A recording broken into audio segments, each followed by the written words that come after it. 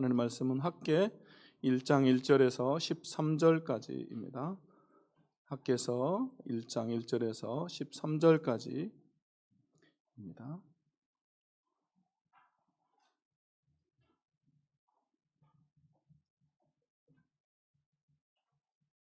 다 찾으셨으면 제가 봉독하도록 하겠습니다. 다리오 왕 제2년 여섯째 달 곧 그 달 초하루에 여호와의 말씀이 선지자 학개로 말미암아 스알디엘의 아들 유다 총독 스룹바벨과 여호사닥의 아들 대제사장 여호수아에게 임하니라. 이르시되 만군의 여호와가 이같이 말하여 이르노라. 이 백성이 말하기를 여호와의 전을 건축할 시기가 이르지 아니하였다 하느니라. 여호와의 말씀이 선지자 학개에게 임하여 이르시되 이 성전이 황폐하였거늘 너희가 이때 판벽한 집에 거주하는 것이 옳으냐? 그러므로 이제 만군의 여호와가 이같이 말하노니 너희는 너희의 행위를 살필지니라. 너희가 많이 뿌릴지라도 수확이 적으며 먹을지라도 배부르지 못하며 마실지라도 흡족하지 못하며 입어도 따뜻하지 못하며 일꾼이 싹쓸 받아도 그것을 구멍 뚫어진 전대에 넣음이 되느니라. 만군의 여호와가 말하노니 너희는 자기의 행위를 살필지니라. 너희는 산에 올라가서 나무를 가져다가 성전을 건축하라. 그리하면 내가 그것으로 말미암아 기뻐하고 또 영광을 얻으리라. 여호와가 말하였느니라.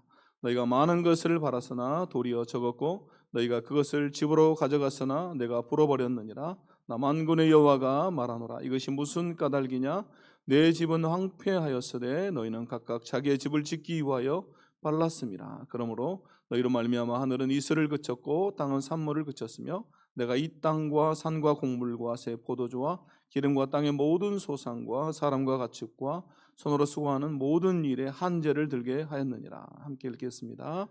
스알디엘의 아들 스룹바벨과 여호사닥의 아들 대제사장 여호수아와 남은 모든 백성이 그들의 하나님 여호와의 목소리와 선지자 학개의 말을 들었으니 이는 그들의 하나님 여호와께서 그를 보내셨습니다. 백성이 다 여호와를 경외하며 그때 여호와의 사자 학개가 여호와의 위임을 받아 백성에게 말하여 이르되 여호와가 말하노니 내가 너희와 함께하노라 하니라. 아멘.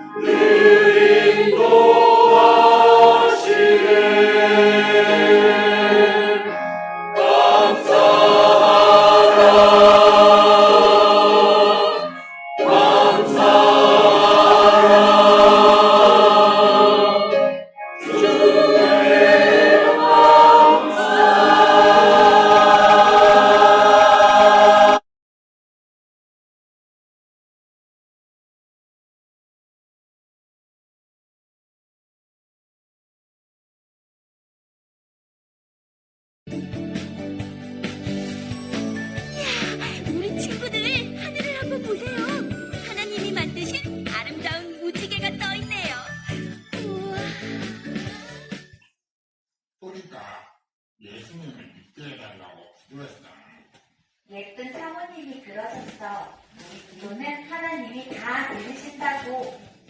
그래. 우리 다 같이 또리를 불러보자. 그래. 혜성교회 영화연출부 친구들, 우리 같이 또리를 불러볼까요? 네. 시작!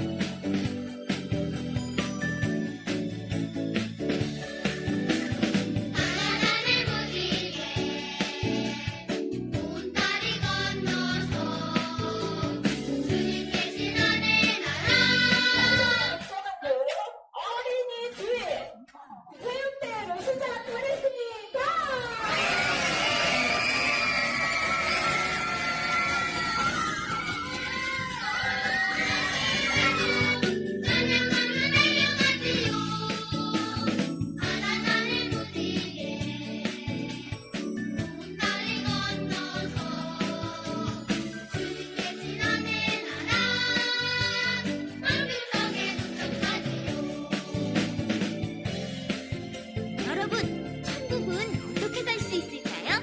아는 친구들은 손 들어보세요.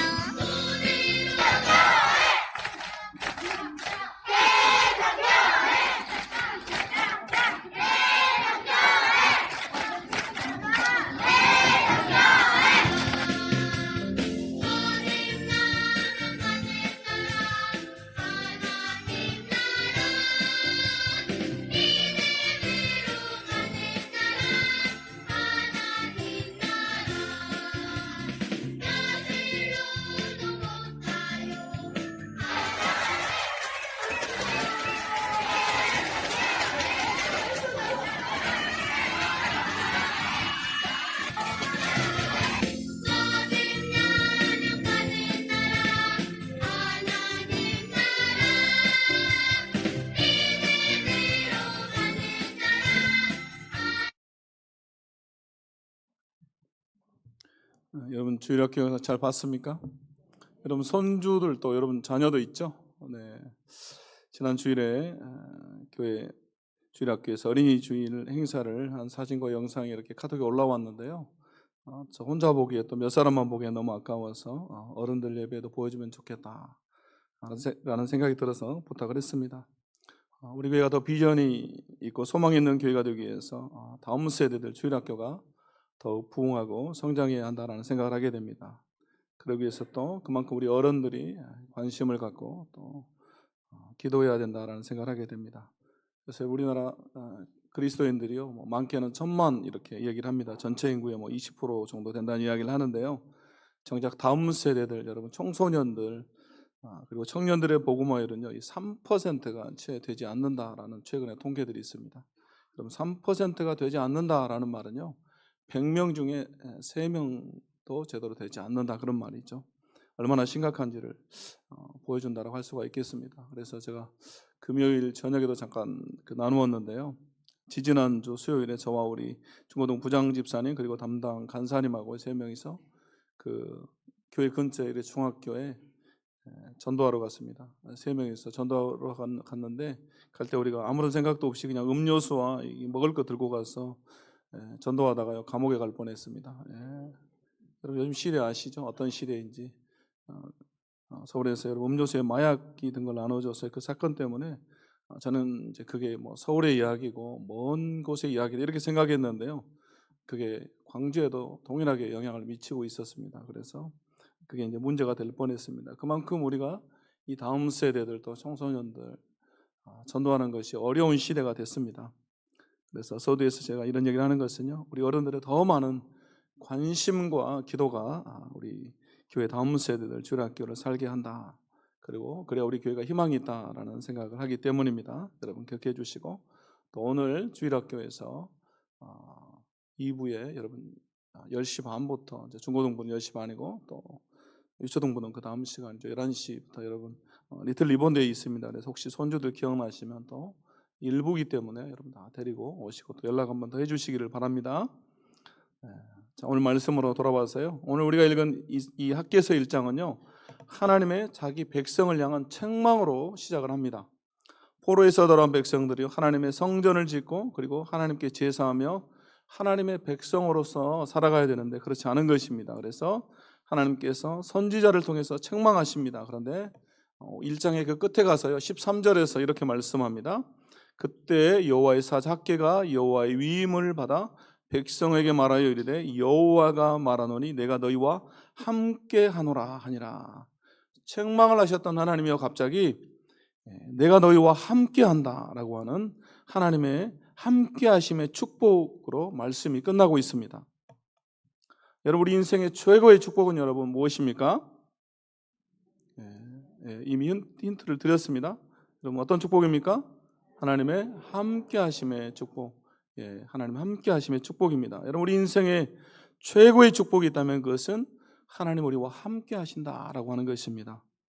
여러분 하나님 우리와 함께 하시면요 우리는 형통한 삶, 세상 말로 하면 성공한 삶을 살게 됩니다.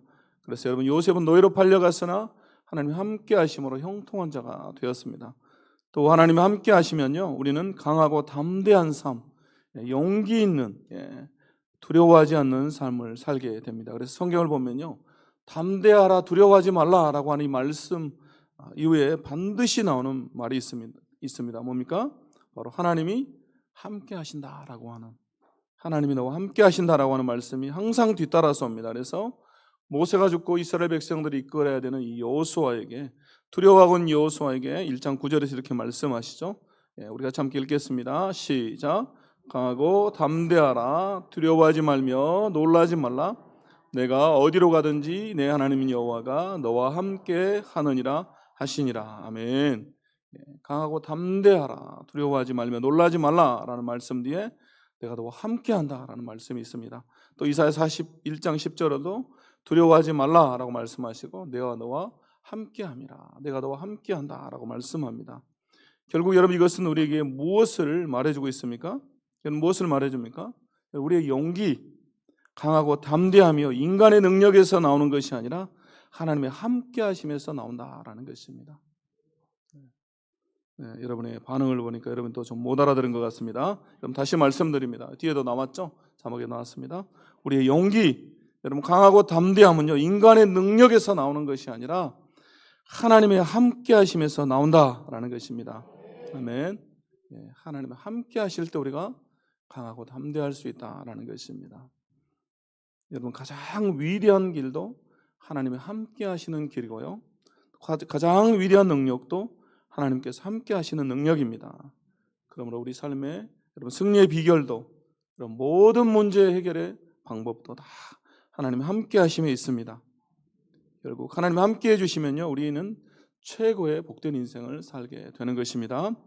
오늘 학교에서 1장의 말씀을 통해서 그래서 우리가 인생 최고의 축복인 하나님의 함께하심의 축복을 누리기 위한 세 가지 방법에 대해서 오늘 우리가 함께 나누기를 원하는데요. 첫 번째, 정결한 통로의 삶을 살아야 한다라는 것이고, 두 번째는 하나님의 백성의 삶을 살아야 한다라는 것이고, 세 번째, 우선순위를 따라서 살아야 한다. 이렇게 정리하도록 하겠습니다. 자, 첫 번째 우리가 함께 읽겠습니다. 시작. 정결한 통로의 삶을 살아야 합니다. 아멘. 함께 하심의 축복을 누리기 위해서 우리는 정결한 통로의 삶을 살아야 한다. 바로 나를 정결한 통로로 하나님께 드려야 한다라는 것입니다. 오늘 본문 학개 1장 1절 말씀 우리가 함께 읽겠습니다. 시작. 다리오 왕 제2년 6째 달 곧 그달 초하루에 여호와의 말씀이 선지자 학개로 말미암아 사알델의 아들 유다 총독 수룹바벨과 여호사닥의 아들 대제사장 여호수아에게 임하니라. 아멘. 여러분 이 1절 말씀에 보면요 하나님께서 말씀하시는데 말씀하시고자 하는 대상, 이 말씀을 받아야 하는 사람은 지금 누구입니까? 하나님 지금 누구에게 말씀하고 있습니까? 유다의 두 지도자인 정치 지도자인 총독 스룹바벨과 영적인 지도자인 대제사장 여호수아입니다. 그렇죠? 이 두 사람에게 하나님께서 말씀하고 있습니다. 그런데 이 말씀이 선지자 학개로 말미암아 그들에게 임했다라고 말씀하고 있습니다. 선지자 학개를 통해서 그들에게 말씀이 전달되었습니다. 다시 말하면 말씀을 받아야 될 사람은 스룹바벨과 여호수아입니다. 그리고 그 말씀을 받아서 전달하는 사람은 선지자 학개입니다. 선지자 학개는 하나님의 말씀을 받아서 전달하는 통로다라는 것입니다. 그럼 여기서 우리가 생각해 봐야 할 것은요, 바로 이 통로 전달자의 사명입니다. 여러분, 통로 전달자의 사명은 무엇입니까? 받아야 될 사람들에게 잘 전달하는 것입니다. 통로이기 때문에 주는 사람과 받는 사람 사이에서 그것을 잘 전달하는 것이 사명이고 제일 중요한 일입니다. 오늘 이 전달자, 통로로서 사용되어지는 학개의 사명이 바로 이것입니다. 그렇기 때문에 하나님으로부터 온 말씀은요, 잘 받아서 있는 그대로 감하거나 더하지 말고 그대로 전달하기만 하면 되는 것입니다. 오늘 저와 여러분의 사명, 여러분 그리스도인의 사명도 마찬가지입니다. 하나님은 우리를 통로요 전달자로 부르신 줄로 믿습니다. 그래서 이 표현을 신약에 와서 바울은 고린도후서 2장 15절에서 그리스도의 향기다라고 우리에게 말씀합니다. 우리 같이 한번 읽도록 하겠습니다. 고린도후서 2장입니다. 시작. 우리는 구원받는 자들에게나 망하는 자들에게나 하나님 앞에서 그리스도의 향기니 이 사람에게는 사망으로부터 사망에 이르는 냄새요 저 사람에게는 생명으로부터 이르는 냄새라 누가 이 일을 감당하리요. 아멘. 또 로마서 1장 14절에서 바울은요 빚진 자다라고 말합니다. 다 내가 빚진 자다 이렇게 말하고 있습니다. 여러분 여기서 이 빚진 자다, 바울이 말하고 있는 내가 빚진 자다라고 할 때 여러분 이건 어떤 의미가 있습니까? 여러분 바울이 그들에게 돈을 빌렸거나 무엇을 빌려서 내가 빚진 자다라고 이야기하고 있는 것이 아닙니다. 바울은요 15절까지 보면 나는 복음의 빚진 자다라는 얘기를 하고 있습니다. 그럼 이게 어떤 의미인가? 바로 이런 의미가 되겠습니다. 제가 누군가에게 10만 원을 줘서 이렇게 전달하라고, 우리 정경모 집사님이 있는데요, 저 집사님에게 제가 10만 원을 줘서 이 10만 원을 정순태 집사님에게 전달해달라 이렇게 얘기를 했습니다. 그러면 여러분 정경모 집사님은요 그 돈을 전달해 주기까지는 어떻습니까? 아직 10만 원을 가지고 있으면요 빚진 자죠. 직접 빚을 진 것은 아니지만요 그 10만 원을 가지고 있기 때문에 그것을 전달하기 전까지는 빚진 자와 마찬가지입니다. 바울이 말하고 있는 내가 빚진 자다라는 것은요 이런 의미입니다. 예수님으로부터 바울은 이 복음을 이방인에게 전하라고 하는, 전달하라고 하는 그 부탁을 받았습니다. 그리고 바울은 지금 예수님으로 받은 이 복음을 가지고 있습니다. 그리고 그것을 전달해야 되는 사명을 가지고 있습니다. 바울이 말하는 이 빚진 자다라는 것은 이 복음을 전달해야 되는 사명을 가지고 있다라는 것입니다. 여러분 우리도 마찬가지입니다. 우리 모두가 복음의 빚진 자이고 그것을 잘 전달해야 되는 통로입니다. 여러분 그래서 우리는요 하나님의 복음이 흘러가는 통로요 전달자입니다. 하나님의 말씀이 흘러가는 통로이고 전달자입니다. 하나님의 사랑이 흘러가는 통로고 전달자입니다. 하나님의 능력이 흘러가는 통로고 또 전달자입니다. 그리고 하나님의 생명이 흘러가는 통로고 전달자입니다. 하나님 우리를 통로로, 전달자로 부르셨다라는 것입니다. 여러분 우리가 주체가 아닙니다. 우리가 근원이 아닙니다. 오직 근원은 하나님 한 분뿐이시고 예수님 한 분뿐이십니다. 여러분 축복도 능력도 다 그분에게 있습니다. 여러분 오직 우리는요 통로일 뿐입니다. 우리 한번 따라하겠습니다. 나는 통로입니다. 또 옆 사람에게도요 당신도 통로입니다. 여러분 그래서 우리가 5월 21일 우리 리본데이죠. 우리가 4월 첫 주부터 2달 가까이 우리가 준비를 하고 있습니다. 그래서 이 리본데이, 다시 태어나는 날입니다. 우리가 새가족 초청잔치에 우리가 기도하고 있는 그 대신자들 다 모시고 와서 또 복음을 들을 수 있도록 우리가 해야 할 줄로 믿습니다. 이 사명, 통로로서의 사명 우리가 잘 감당해야 된다라는 것입니다. 그럼 여기서 우리가 또 한 가지 고민해야 될 것, 여러분이 통로로서의 사명, 전달자의 사명을 잘 감당하기 위해서 여러분 가장 중요한 것은 무엇이겠습니까? 통로에게 있어서 가장 중요한 것은 여러분 무엇일까요? 그것은 바로 통로는 깨끗해야 한다라는 것입니다. 통로는 깨끗해야 됩니다. 우리 기독교적 표현으로 하면요, 바로 성결해야 한다, 정결해야 한다라는 것입니다. 그래서 오늘 여러분 소주제가 뭐였습니까?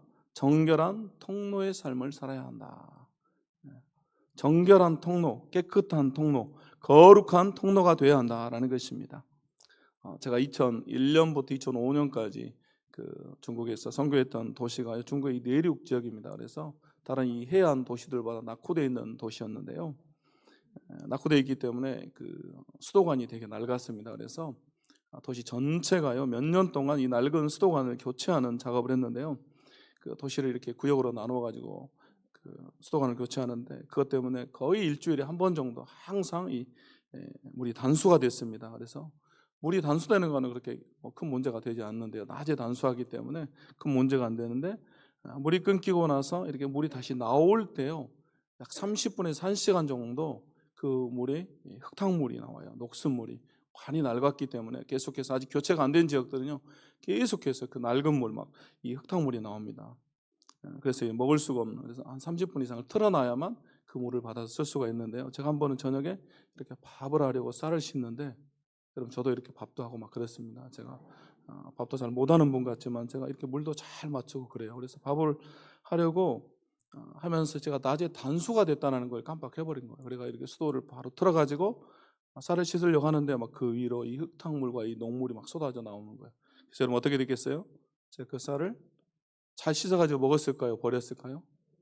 버릴 수밖에 없겠더라고요. 너무 이 흙탕물이 심해가지고 결국은 밥을 못 먹게 됐습니다. 여러분, 우리 주님은요, 저 마르지 않는 저수지와 강과 같습니다. 그리고 우리는 그 물을 각 가정에 전달하는 통로인 수도관과 같습니다. 그런데 여러분, 아무리 좋은 물, 깨끗한 물, 생명의 물이라 할지라도요, 이 통로가 여러분 더러우면요, 좋은 물, 깨끗한 물, 생명의 물을 흘려보낼 수가 없습니다. 중간에 다 오염되어 버리는 것이죠. 그리고 말하겠죠, 물이 너무 더럽다, 물이 깨끗하지 않다라고 합니다. 여러분, 왜 세상 사람들이요 그렇게 목말라하고 갈증에 허덕이면서도 생수의 근원 되신 예수님께 나오지 못하고 여러분 이 물을 마시지 못합니까? 여러분, 근원 되신 예수님에게 문제가 있습니까? 아니면 통로이자 전달자인 우리에게 문제가 있습니까, 여러분? 미안한 소리지만 통로이자 전달자인 우리에게, 저 여러분에게 문제가 있습니다. 통로인 우리가 깨끗하지 않기 때문에, 여러분 전달자인 우리가 정결하지 못하기 때문에 사람들이 이 물로 나오지 못하는 것이고 이 물을 마시지 못하는 것입니다. 그리고 목이 말라서 여전히 갈증에 허덕이고 있는 것이죠. 결국 통로는 깨끗하고 정결해야 한다라는 것입니다. 그래서 예수전도단 출신의 이 조이 도우슨이 쓴 책에 보면요, 성결, 정결이 곧 능력이다라고 이분이 말씀하고 있습니다. 엄청나게 이분이 영적인 분이죠. 이분이 이렇게 말했습니다. 여러분, 그러므로 마지막 시대에 능력 있는 삶을 사는 비결은요, 여러분 이 정결함, 깨끗함에 있는 것입니다. 여러분, 오늘 학교는요, 통로로서의 자신의 사명을 잘 감당하고 있습니다. 말씀을 있는 그대로 유다의 지도자들에게 또 백성들에게 잘 전달하고 있습니다. 그리고 그 말씀을 전달받은 이 사람들이 변화가 되었습니다. 그러므로 우리도 이 시대 가운데서 정결한 통로가 되어서 나를 통해서 하나님의 복음이 흘러가고, 또 나를 통해서 하나님의 말씀이 흘러가고, 나를 통해서 하나님의 사랑이 흘러가고, 그리고 하나님의 생명이 잘 흘러가도록 해야 할 줄로 믿습니다. 두 번째, 우리가 함께 읽겠습니다. 시작. 하나님 백성의 삶을 살아야 합니다. 아멘. 우리가 하나님의 함께 하심의 이 축복을 누리기 위해서 우리 하나님의 백성의 삶, 하나님의 백성다운 삶을 살아야 한다라는 것입니다. 오늘 1장 2절 말씀 우리가 함께 읽을 텐데, 여러분 읽으면서 이 부분에서 여러분 좀 이상한 단어가 있습니다. 그래서 우리가 읽으면서 한번 찾아보시기를 바랍니다. 우리 집중해서 같이 한번 1장 2절 말씀 읽겠습니다. 시작. 만군의 여호와가 이같이 말하여 이르노라. 이 백성이 말하기를 여호와의 전을 건축할 시기가 이르지 아니하였다 하느니라. 아멘. 여러분이 생각할 때, 여러분이 볼 때 어떤 단어가 좀 이상합니까? 여러분 이상한 걸 찾았습니까? 여러분 어떤 단어가 좀 이상하죠? 어떤 단어가 이상합니까? 2절 말씀에서 네, AI가 말해주는 것 같습니다. 챗 GPT가 정답을 말해준 것 같습니다. 제가 깜짝 놀랐습니다. 2절 말씀에서 이 백성이 말하기를, 여러분 이 백성이라고 하는 이 백성, 원래 하나님께서 뭐라고 하셔야 됩니까? 내 백성이라고 하셔야죠. 하나님께서 내 백성이라고 하셔야 맞습니다. 여러분 이들은 하나님의 백성, 하나님의 선민입니다. 그래서 하나님께서 내 백성이라고 칭해 주셔야 됩니다. 여러분 출애굽기 3장 7절에 보면요, 애굽에서 고통하는 이스라엘을 보시고 하나님께서 내 백성이라고 칭해 주십니다. 내가 내 백성의 고통을 분명히 보고 그들의 부르짖음을 듣고 그 근심을 알았다라고까지 하나님께서 말씀하세요. 또 출애굽기 6장 7절에 보면요, 모세가 이스라엘 백성을 애굽 왕 바로의 손에서 이끌어낼 때 그때 하나님께서 이렇게 말씀하십니다. 너희를 내 백성으로 삼고 나는 너희의 하나님이 되리니. 이 말씀이 너무너무 중요한 말씀이죠. 하나님께서 이스라엘을 출애굽시키시는 가장 중요한 이유이자 목적 가운데 하나입니다. 바로 그들의 삶의 이유와 목적입니다. 이스라엘을 내 백성으로 삼고 나는 너희의 하나님이 될 것이다 라고 하는, 그러므로 결국 이스라엘은요 하나님의 백성으로서의 삶을 살아가야 합니다. 하나님의 말씀에 순종해야 하고 그분의 뜻을 따라서 살아야 됩니다. 그럴 때 하나님은 그들의 하나님이 되시고요, 그리고 내 백성이라고 칭해 주시고 그리고 보호해 주시고 동행해 주십니다. 그리고 복을 주시죠. 그래서 여러분 시편 29편 11절 이렇게 말씀합니다. 우리가 함께 읽겠습니다. 시작. 여호와께서 자기 백성에게 힘을 주시며 여호와께서 자기 백성에게 평강의 복을 주시리로다. 아멘. 하나님께서 누구에게 여러분 힘을 주시고 평강의 복을 주십니까? 자기 백성에게. 여러분 내 백성, 자기 백성에게 하나님께서 힘도 주시고요 또 평강의 복도 주십니다. 또 시편 94편 14절에서 이렇게 말씀합니다. 여호와께서는 자기 백성을 버리지 아니하시며 자기의 소유를 외면하지 아니하시리로다. 아멘. 여러분 자기 백성을 버리지 않는다. 여러분 이게 무슨 말입니까? 자기 백성을 버리지 않기 때문에 여러분 어떻게 하신다는 말씀입니까? 함께 하시겠다라는 말이죠. 버리지 않는다라는 표현은요, 내가 너와 함께 한다라고 하는 다른 표현입니다. 하나님은 자기 백성과 함께 하시는 분이 있습니다. 그래서 우리와도 함께 해주시죠. 우리가 그분의 백성이기 때문에 하나님이 우리와 함께 해주시는 것입니다. 그런데 오늘 성경에서 하나님은요, 내 백성이라고 하지 않고 이 백성이라고 하고 있습니다. 너희가 내 백성이 아니다라는 것입니다. 결국 어떤 의미가 있습니까? 지금 하나님께서 자기 백성들에 대해서 상당한 이 거리감을 두고 있습니다. 그들을 책망하고 계시다라는 것입니다. 지금 하나님께서 단단히 화가 나신 그런 모습입니다. 하나님의 말씀에 순종하지도 않고 뜻에 따르지도 않는 하나님의 백성답게 살지 않고 있는 이들을 보면서 하나님께서 지금 화가 난 것이죠. 여러분 우리 부모들도요, 자녀들이 말을 잘 안 듣고 또 가끔 이렇게 막 자녀들이 화나게 하면 어떻게 합니까? 우리 부모들이 절대 이런 말 하면 안 되는데 그래도 너무 우리가 연약한지라 너무 화나게 하면 너는 내 자식이 아니야 막 이럴 때 있죠. 너 내 자식이 아니야. 호적에서 파버리겠어 막 이럴 때 너는 주민등록 등본에서 파겠어. 친구 사이에도 여러분 그럴 때 있습니다. 너무 심하게 싸우면요, 너는 내 친구가 아니다. 너 내 친구 아니야. 막 나 너랑 친구 안 해. 애들만 그런 게 아닌데 어른도 그럴 수 있습니다. 여러분 그런 적 있습니까, 여러분? 기억이 잘 안 납니까? 저는요 마음 아프게도 이번 주 월요일 저녁에 제가 그랬습니다. 자, 이 50을 바라보는 나이에 유치원생처럼 제가 그랬습니다. 제가 월요일 날마다 이렇게 공부하러 가는데요. 이제 월요일 날 공부하고 보통 이제 내려오는데요. 화요일 날, 이번 주 화요일 날 우리 안 목사님 총장으로 계시는 수도국제대학원대학교에서 신학생들에게 말씀을 전하고 또 강의할 기회가 주셨어요. 제가 월요일 저녁에는 거기서 하루 머물렀습니다. 또 내려왔다가 또 올라가기가 그래서요 하룻밤을 이제 묵으면서요 저녁이 됐어요. 그래서 오랜만에 못 본 고향 친구들이 연락을 했어요. 제가 서울에 묵는다라는 것을 알고서 그래가지고 한번 보자 그래가지고 진짜 오랜만에 정말 너무너무 오랜만에 이 친구들을 만났어요.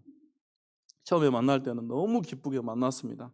그래서 식사를 하는데 저는 이렇게 뭐 고기 굽고 이렇게 밥만 먹고 음료수만 먹는데 그 반주라고 하죠. 이 친구들 이렇게 반주를 다 해요. 50 다 된 친구들이고 막 나이들이 있으니까요. 한 잔씩 하더라고요. 맥주도 막 서로 부어라 마셔라고 소주도 막 마시고 이러면서 여러분 제가 마셨다는 이야기는 아닙니다. 절대 오해하지 마시기 바랍니다. 목사님이 막 한 잔 했다 하더라 막 그러면 안 되겠습니다.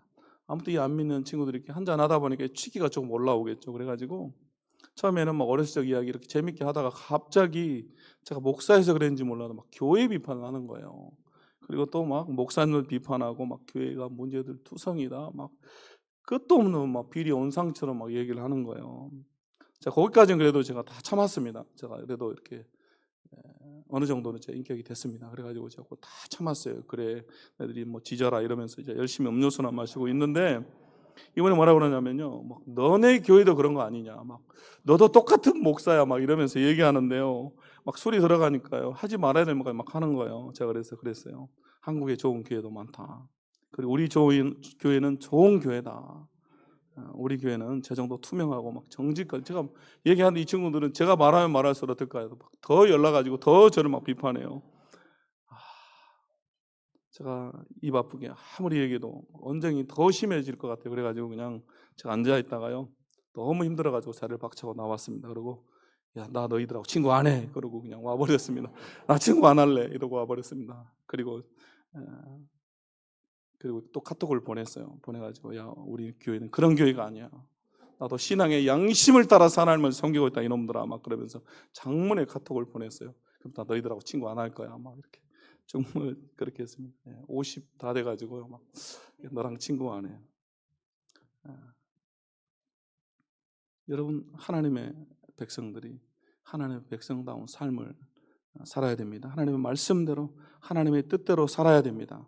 그리고 하나님의 뜻에 순종하는 삶을 살아야 됩니다. 그럴 때 우리 하나님이 우리 함께 해주시고 그 축복을 주신다라는 것입니다. 그래서 여러분 12절에서 우리가 읽었던 것처럼요, 수룹바벨과 여호수아 그리고 나온 백성들이요, 그들이 하나님 여호와의 목소리와 선지자 학개의 말을 들었다라고 나옵니다.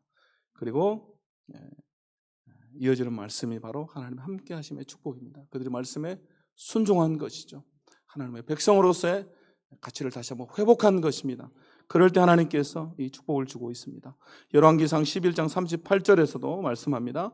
내 율례와 명령을 지키면 내가 너와 함께 있어 라고 말씀하십니다. 네가 말씀을 지키면 내가 너와 함께 해줄 것이다 라고 말씀합니다. 결국 하나님과 함께 하심의, 하나님의 함께 하심의 이 축복을 누리며 사는 비결은요, 하나님의 백성으로서 사는 것, 하나님의 백성답게 하나님의 말씀에 순종하면서 우리 그 말씀대로 살아갈 때 하나님 우리와 함께 해주시고 그분의 그 축복이 우리와 함께 한다라고 하는 것입니다. 세 번째 같이 함께 읽겠습니다. 세 번째 함께 읽습니다. 시작. 우선순위를 따라서 살아야 합니다. 아멘. 그렇습니다. 하나님의 함께 하심의 축복을 누리기 위해서 우리는 우선순위를 바로 세우고 그 우선순위를 따라서 살아야 한다라는 것입니다. 오늘 본문의 배경은요, 이스라엘 백성들이 바벨론 포로에서 돌아온 이후의 이야기입니다. 포로에서 돌아온 이스라엘 백성들이, 유다 백성들이 가장 우선순위를 해야 되는 일은요, 성전을 건축하는 일입니다. 그래서 하나님의 백성의 정체성을 회복하고 그리고 제사장 민족으로 다시 한번 살아가는 것입니다. 그런데 오늘 학계 1장 2절에 보면요, 백성들이 뭐라고 하고 있습니까? 이 백성이 말하기를 여호와의 전을 건축할 시기가 이르지 아니하였다 이렇게 말합니다. 아직 때가 되지 않았습니다 라고 하나님 앞에 핑계를 대고 있는 것이죠. 그리고 나서 이들이 뭐라고 말합니까? 이들이 한 일은 뭡니까? 4절 말씀 우리가 한번 읽어보겠습니다. 시작.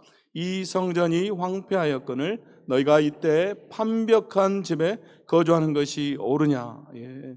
여러분, 이 판벽한 집이라는 것은요, 우리 쉬운 성경에 보니까 아주 멋진 집을 말합니다. 아주 좋은 집이에요. 성전은 황폐해 있습니다.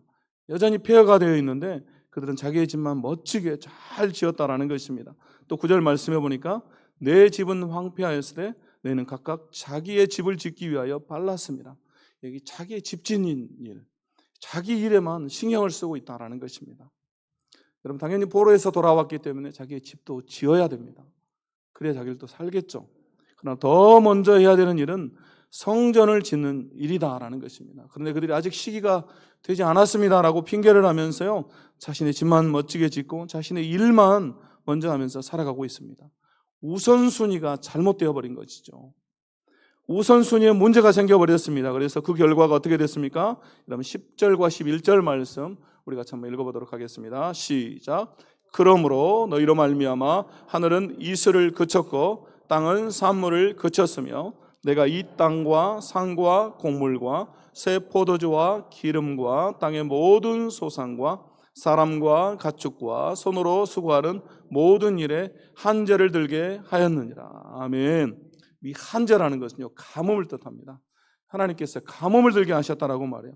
내가 수고한 모든 것들, 내 일터와 직장과 가축에까지 내가 손으로 한 모든 것, 여러분 그것이 한죄가 들어버렸습니다. 여러분 가뭄이 들어버렸기 때문에 여러분 소득이 없는 것이죠. 하나님의 축복이 보류되어 버렸습니다. 여러분 우리는요 오늘 이 포로에서 돌아온 유다 백성들처럼 할 때가 아주 많습니다. 우리가 우선순위를 바꾸어서 살아갈 때가 너무너무 많습니다. 먼저 주일을 기억하고 예배를 드려야 하는데 주일에 우리가 다른 일을 하고 예배를 빠져버리고요. 또 먼저 기도하고 하나님 앞에 부르짖어야 되는데 여러분 기도를 미뤄버리고요. 기도를 쉬어버립니다. 또 말씀을 읽고 묵상해야 되는데 먼저 신문을 읽고 또 핸드폰을 만지고 또 뒷전으로 미뤄버리고요. 또 먼저 믿지 않는 영혼들에게 우리가 복음을 전하는 이 통로의 삶을 살아야 되는데 여러분들 개인적인 일을 먼저 하고요. 복음을 전하지는 않습니다. 여러분 우리 모두의 이야기입니다. 그러므로 우리는 다시 한번 우리 삶에서 제대로 된 우선순위를 따라서 살아야 될 줄로 믿습니다. 그럼 여러분 우리 삶의 우선순위는 뭡니까? 그럼 이미 성경에서 우리에게 다 말씀해 놓으셨습니다. 마태복음 6장 33절에서 예수님이 아주 명확하게 말씀했습니다. 우리 잊어버리지 않도록요 이렇게 말씀했습니다. 그런즉 너희는 먼저 그의 나라와 그의 의를 구하라. 그리하면 이 모든 것을 너희에게 더하시리라.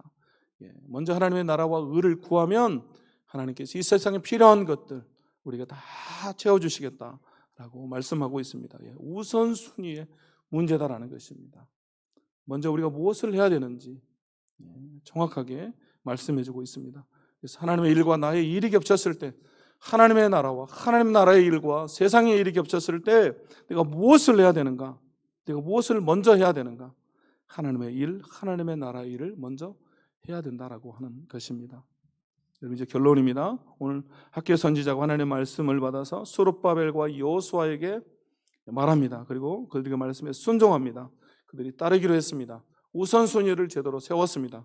그리고 하나님께 이렇게 말씀합니다. 13절 말씀 우리가 함께 읽겠습니다. 오늘 13절 말씀 시작. 그때 여호와의 사자 학개가 여호와의 위임을 받아 백성에게 말하여 이르되 여호와가 말하노니 내가 너희와 함께 하노라 하니라. 아멘.